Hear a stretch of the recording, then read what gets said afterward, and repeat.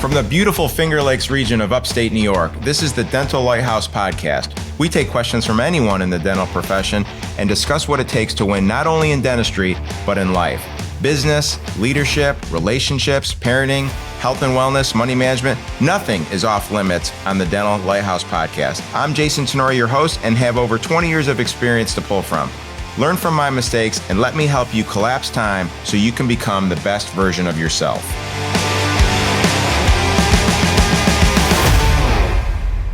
Yo, welcome back. Dr. Jason here, Dental Lighthouse Podcast. It's Wednesday morning in upstate New York. It's freezing. I think it's like 15 degrees. But that's what you get when you choose to live in upstate New York in the middle of January. So if I had to change my perspective, the sun is beating on my face right now through my big office window. So that is pretty amazing. How you doing? How's your January going? How are your resolutions going? If you're in the Four Futures camp, how are your Four Futures going? I've been drinking this green drink, and I don't know if it's placebo effect or what, but we brought in a speaker on this past Saturday, to speak to our organization. We had maybe 80 or 90 of our team members there. And it was like a fitness, longevity, nutrition, but he's a dentist, right? Dr. Uche. You can check him out on Instagram. I think it's at Fit Speakers. Anyways, he said a lot of really good things. And one of the things that he said was, as a society, we don't get enough fiber. And, as dentists, you hear something like that, like that's an objective number. I got to get enough fiber. And he said, 30 grams. So that my wife and I are just like Googling all the stuff that we eat and how much fiber it has in it. And it turns out it doesn't have a lot. So it's just trying to create like a shake in the morning that's going to give me a decent amount of fiber and put, chia seeds and flax seeds and berries and everything in there. And, this is probably TMI, but I'm on day 3 of doing this. And I had a pretty good poop. It was, again, could be placebo effect, could be anecdotal, but it was pretty sweet. So again, now as 3/4 of you turn the podcast off because of TMI, the quarter that are left listening, hopefully you get some value out of what I want to unpack with you. And what I want to unpack is meetings, right? So again, before you turn it off, just give me an opportunity to just kind of share some things with you of things that have worked, things that haven't worked. And the reason that I think this is important is I've gotten a lot of reach outs from podcast listeners, from my current one-on-one clients, from the people in my group coaching platform about, Jason, I hear you talking about meetings all the time. And I've decided that I want to, kind of adopt the philosophy, and I'm trying to figure out where am I going to fit these meetings in throughout the week and throughout the month, and who should run them and how big should they be, and all of these things. So realizing that one size doesn't fit all, I just want to give you guys some real basic principles about all of the types of meetings that you should consider and manage your expectations properly so you don't get frustrated. So let's talk about it at a high level first, just in meetings in general. I personally feel that meetings that are run well can be exceptionally valuable. Now, I get that they're expensive because you're paying people to be in the room and what have you, but if they're run well, and we'll talk a little bit in a few minutes about what run well means, but if they're run well, they can be exceptionally valuable, and they can really help unpack issues that you guys have, come up with solutions that you guys have, find gaps in training, find gaps in performance. But just as valuable as they can be a huge time suck and a huge money suck if they're not run with a specific agenda, if they just turn into a bitch session, if there's a Karen in the room that just wants to take over the entire meeting with her own agenda or her own complaining. So it's a skill. And again, don't forget, skill is defined as a learned or acquired ability. So you can develop the skill of running great meetings. So it's truly a skill, and you're not going to develop that skill unless you put in the time and the effort to practice. So let's talk about just briefly the different types of meetings that I think you should consider, realizing that everybody's different. And if you want some specific guidance on this based on your own unique experience, don't hesitate to reach out. My contact information is on the website, dentallighthouse.com. So I definitely think that everyone should be having some type of quarterly or even like a year-end meeting, right? So this is the opportunity for you to get out of the business. It could be, projections for the upcoming year. It could be what your strategy is. It could be core value review. It could be vision and purpose. Diving in on vision and purpose just to have clarity with what you're really trying to do. But these quarterly or end of year meetings are really, really important to um, just kind of reset yourself and make sure that, to use some Stephen Covey language, you're not climbing the ladder of success only to realize that it's leaning against the wrong building. So we get so in the weeds with prepping crowns and doing hygiene checks and managing raise requests and upset patients. And sometimes we don't give ourselves a little bit of breathing room to take a step back and say, how are we doing? Is this the path that I really want to be on? And make sure that you're kind of dialed in with what you want out of life. So I do think that there's value in a quarterly or year-end meeting. Now, as far as who attends that meeting, it depends on the size of your organization. If you have a smaller office, let's say 5 to 8 people, then I think you can have the whole team there and get their feedback. And, it's a lot easier to disseminate information and to have conversations and have healthy debate when you have everybody there. But as soon as you get north of like 10 people, it becomes difficult to have that type of meeting or any meeting really. And we'll talk about that in a few minutes. Because when you get 10 people or north of that, now for some it could be 12, for some it could be 10. It's really hard to have healthy debate. It's really hard for everyone at the table to feel like they have a voice. It's really hard to be vulnerable with other team members that you might not know very well. So when you get into that situation, it's usually just the doctor or the leader kind of just talking 95% of the time, disseminating information, coming up with their own ideas. The doctor can present a problem and then you hear crickets, right? Nobody wants to speak up. Nobody wants to talk except for maybe that Karen. So have an idea about what you're trying to accomplish. And in a quarterly meeting or an end of year meeting, for me, it's something where I want a small group of people that are going to challenge me, that are going to discern my ideas, that are going to give me some clarity on, Jason, you're on the right track, you're not on the right, or you're not on the right track. So have that type of meeting just so you can set the course, just so you can define or redefine, what is your North Star? What are you actually trying to accomplish here? Um, and we can talk more about quarterly meetings. I think I have a podcast about quarterly meetings that we can maybe put in the show notes. Now let's talk about, meetings that are going to really move the needle. The weekly meeting. And I say weekly because we run it weekly, and a lot of offices run it weekly, but you can run it every other week. So the weekly meeting is going to be, again, based on your size. If you're in that 5 to 8 person range, it's going to be a meeting where you as the leader are running it. I would give yourselves an hour and you have a specific agenda. And without getting into the weeds about what my agenda is, some of the things that we are consistently reviewing at this meeting is the scorecard, right? You guys have heard me say the 3 components of winning are the scorecard or data. The second part is the rallying cry, and the third part is a winning statement. So we review the scorecard. There should only be anywhere from 5 to 10 metrics on that scorecard. And if something is running green, we high five each other. And if something's running red, then it becomes a headline on the agenda. We then talk about the rallying cry. So the rallying cry, for those that are not familiar with that term, is what's the most important thing right now? And we have strategies outlined on how we define that and what it means to win and what it doesn't mean to win. And so we go over that and where within the defining objectives of the rallying cry are we struggling and how do we come up with those solutions? And then the winning statement, right? We read the winning statement and then we ask the simple question, are we winning? Or asked another way, what's preventing us from winning? So that's a really strategic, basic way to develop an issues list.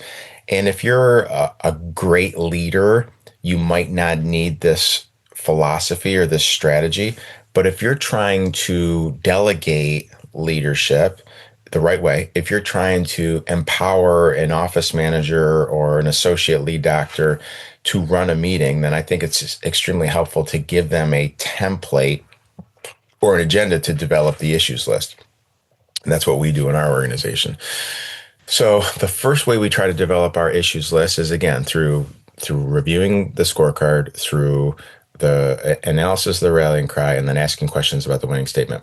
Then we ask people, usually ahead of time, to have headlines or issues that they want to discuss. And you might have each person bring up one thing or what have you. So then you develop this issues list, and then it's up to the leader to reorganize the issues list of what's most important on this list, what needs to get hammered out. You have healthy debate on the particular topic. We've talked about this, and I'm not going to review it in depth right now, but assuming that you've developed trust and vulnerability amongst the team, you can have healthy debate about core issues. You don't necessarily need to have a consensus, but once you hear everyone's perspective and they debate, then you ultimately have to commit to something. And then we have peer-to-peer accountability about that commitment. I have lots of podcasts and recordings about that if you want to take a deep dive on the winning pyramid. But that's it in a nutshell. So when you do it like that, you're not wasting time talking about, what color scrubs should we wear on Thursday, or the hygiene department wants to reorder a different flavor of fluoride gel. What flavor should we order? Like that's where meetings get a bad rap of just being just a huge time suck and a huge money suck. But if you have data and the data leads to headlines and you set new patient numbers are down, okay, new patient numbers are down for 3 weeks in a row. Let's have a real conversation here of how we rectify that. So that's one meeting, and that's the main meeting that most of you guys that have those practices, some from say 5 to 10 people, are going to go to. Another meeting that you should consider, again, based on your own experience and your own size, is we'll call it a leadership meeting, right? So what does a leadership meeting look like, or who's at the table? Well, again, it depends on your office size. The agenda is the exact same, right? In our organization, when we have a leadership meeting of our leaders, like the typical situation is going to be, let's say you have a bigger flagship office and you have the owner doctor who's in charge of the associates. You have a lead hygienist that's in charge of the hygienist. You have a lead assistant that's in charge of the assistants, and you have an office manager that's in charge of the front desk, right? So at that leadership meeting, we have the OM, we have the lead hygienist, we have the lead assistant, and we have the doctor. So there's 4 people on that particular leadership team. And you follow the same thing. You have a scorecard, right? You have a rallying cry. You have a winning statement. And you have a headlines list. And you just plow through the agenda and you really get a lot of shit done. Now, in situations like that, you have to empower your team leads to let their own teams know that, tomorrow I'm heading into a leadership meeting. So please let me know any topics, issues, headlines, problems that you want to make sure I discuss with the leadership team. And if they don't speak up, then that's on them, right? So if the leader has a good relationship, if the lead assistant has a good relationship with the assistant team, then constantly she's having check-ins with the team and she's hearing about issues that are coming up that might be outside of the scope of the assistant team. If they're within the scope of the assistant team, then the lead assistant handles them either one-on-one or through meetings of just the assistants.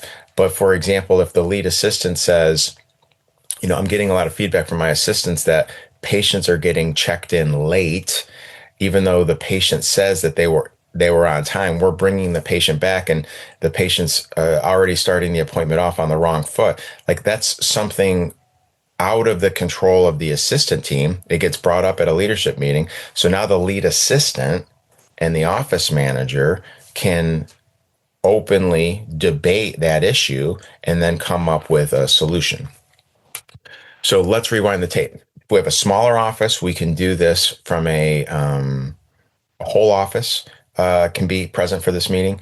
If we have a larger office, like I just referenced, let's say there's four hygienists, four assistants, four doctors, and four front desks. We have team leads for each of those. So we have leadership meetings, and then each of those teams would have their own meeting. The cadence doesn't have to be weekly. Could be every other week, could be once a month. It really depends on what's urgent. For example, I find that hygienists kind of beat to their own drum. And as long as you're somewhat calibrated with treatment planning and stuff, they don't need to meet much more than two, maybe once a month, two times, maybe once a month. Whereas assistants or front desk, it's been my experience, there's things that are always coming up and always changing where the meeting cadence might have to be a little bit more. So I basically talked to you guys about two types of meetings, right? Well, let's call it three. One is you have a team of 5 to 10, and the doctor or the OM, whoever's designated to lead the meeting, is going to meet either weekly or every other week and have a full team meeting. The other thing that we talked about is if you have a bigger office, let's say a flagship office with 25, 30 people, you're going to have to ultimately assign team leads, front desk lead or office manager, hygiene lead, assistant lead, doctor lead. And then that group, we'll call it the leadership team, meets once a week or twice a month, depending on kind of where they're at, how they're organized. And then each of those departments, right? The hygienists that have four or five hygienists, the assistants that have four or five assistants, would meet on their own and talk about team specific things, usually once a month, sometimes twice a month if there's a lot of relevant stuff. So that's the meeting cadence at a high level. Now, what if you're in that, let's say 10 to 20 range, right? When you're in that 10 to 20 person range, it can get a little awkward. And I've never been a fan of like having a hygiene lead that has like one other hygienist on their team or even two other hygienists on their team. It just doesn't make sense to me. Or, an assistant lead who's one of three assistants. So in situations like that, in my own perspective and what I coach is there should really only be two leads. There should be an administrative or front desk lead, and there should be a clinical lead.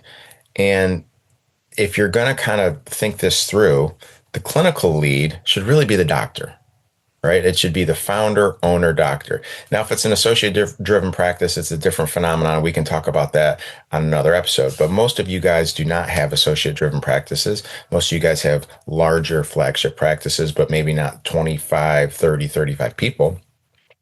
So in that situation, the leadership team is the founding doctor, and it's the administrative lead or the OM or the front desk lead.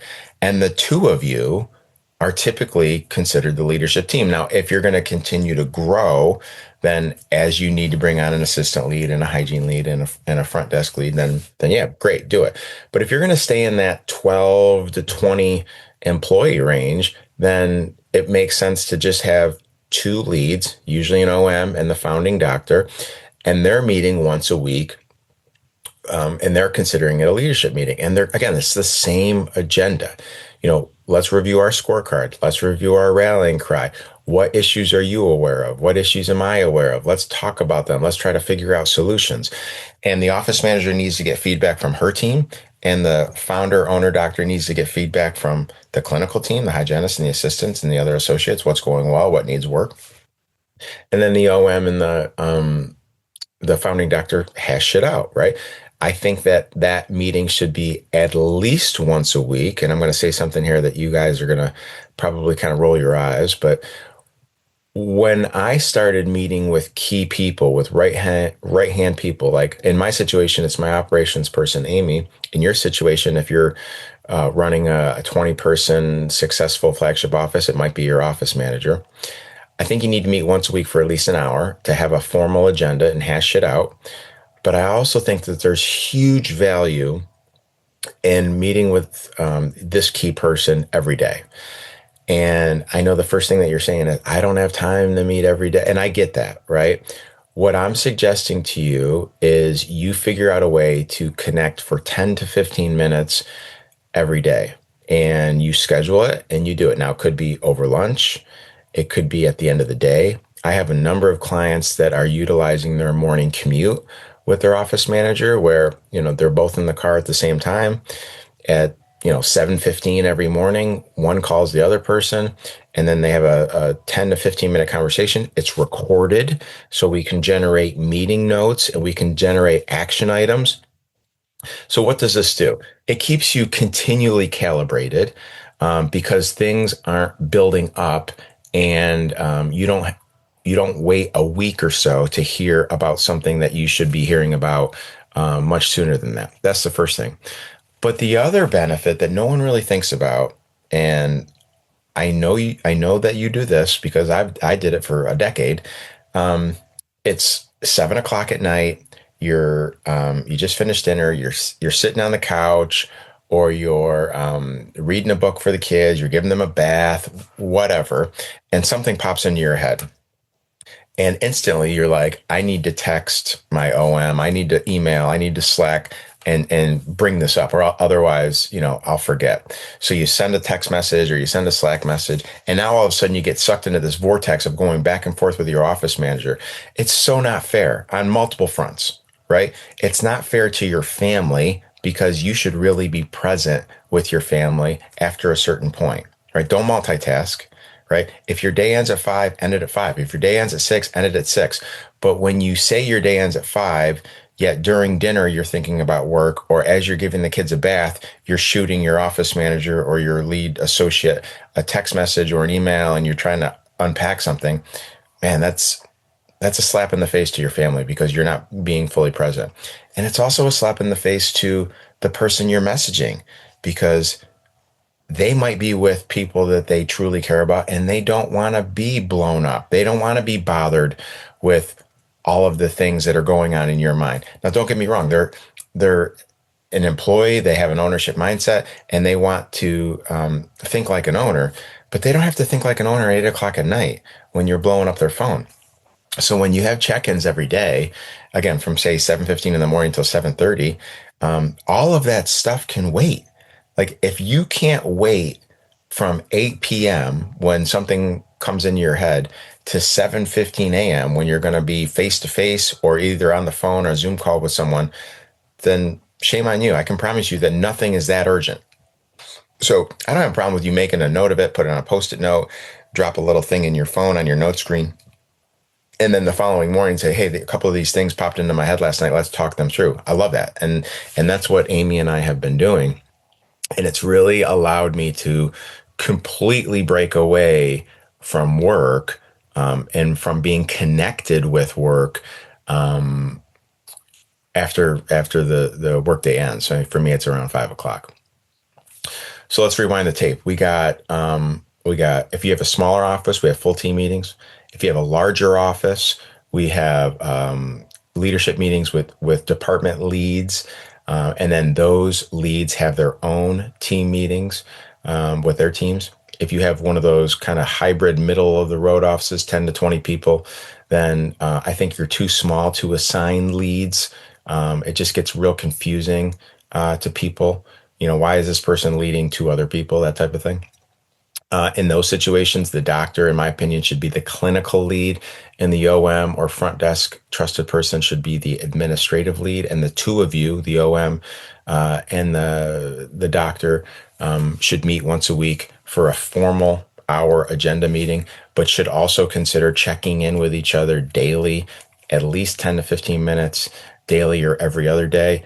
It doesn't have to be a perfect situation where you're sitting down at a desk. It can be via Zoom. It could be via phone. It could be on the commute in. I would encourage you to not do it at the end of the day because both of you guys are probably mentally fried and you won't be productive at all. So those are the main. And then again, if you have an office that's fairly big, then I don't have a problem with you meeting once a month with the entire office. You get 20 people in a room. It could be literally like a half hour. The intentions of that meeting is to not have healthy debate because you will not be able to do it. There's just too many personalities in the room. It's just to disseminate information, right? It's these changes have occurred over the last month. I wanted to keep you aware of them. These are some of the things we're looking at in the future. If you have something specific that you want us to work on, tell your lead, and your lead will bring it up at a leadership meeting. Again, if you're a 30-person office, tell your assistant lead, hygiene lead, doctor lead, administrative lead. If you're a 15 to 20-person office, tell me, the doctor, if you're clinical. Tell Mary, the office manager, if you're administrative. Like it works, right? As long as there's clarity with who's leading who, as long as there's clarity with an agenda for these meetings, it works, right? It's hard. Don't get me wrong. It's one of those things that's simple, just not easy, where you have to be disciplined. You have to develop the skill, again, learned or acquired ability to run a meeting and to be disciplined enough to only discuss things that are really going to move the needle. Don't waste time on scrub colors and Profi paste flavors and stuff like that. But it really, really works. The final meeting that you guys know I'm super passionate about are one-on-one meetings. And I think one-on-one meetings are so instrumental because primarily it gives the team an opportunity to be heard. It's a 15 to 30 minute check-in. It's, how are things going? It's, what do you need from me? How are you feeling in your job? And again, this is one of those things, and I did a podcast on this a few months ago, where if you're an experienced person that's doing one-on-ones with your team on a regular basis, then it's a free-flowing conversation. If you're new to leadership, then you should be using self-assessment forms early on to help kind of guide the conversation. Both strategies work exceptionally well, and both strategies are intended to meet you where you're at in your leadership journey. I ideally want them done monthly, but if you're in one of those growing phases where you just don't have the capacity to do it monthly, then I would encourage you to do it at a minimum quarterly, right? And if you don't have the time to do that, then don't be surprised when either you lose people because they don't feel heard or recognized or appreciated, or you start to really run into issues because there's gaps in feedback, right? Don't forget, to be a servant leader, the two primary principles that you need to follow are kindness and honesty. Kindness is showing sincere and specific appreciation. One of the best ways that we can do that is empathetic listening. And honesty is just that, being honest. Now, you can be honest in a very loving way, but people deserve to know if they're winning. They deserve feedback. They need to know if they're meeting the expectation that you've set out for them. First of all, they need to know the expectation, or what we call rules of the house. And if they are, high fives all around. If they are not, ask yourself, why not? Is it because they weren't aware of the expectation? Is it because they weren't trained to do the expectation? Is it because they're not a good core value fit? Like, these are things that all servant leaders have to continually ask themselves. But just sweeping shit under the rug and avoiding one-on-one conversations until the 12-month, annual review, which is a joke. Don't get me started about that. Like, it doesn't serve you, and it certainly doesn't serve the team. So that's just a real brief overview of different meetings that I think you should consider. Again, I think meetings can be extremely valuable if done properly. They can be extremely expensive and a waste of time if done improperly. Is that a word? Improperly? So I'd ask you to consider doing them properly, and I'd ask you to get them scheduled, have great agendas, really work at becoming a great orator of the meeting. And if you're not sure, if you need some help, reach out. Don't hesitate to reach out. I love talking about this stuff. I love developing leaders. I love trying to collapse time for you guys. So my contact information is on the website, dentallighthouse.com, and I'll talk to you soon. Thank you. That wraps up another episode of the Dental Lighthouse podcast. You have a choice today. Choose to be a lighthouse. Lighthouses are powerful and steadfast. They are beacons of light for others to reference when life gets turbulent. Go out into the world today and become a lighthouse for someone. Give more than you get. True joy comes from serving others. Start today.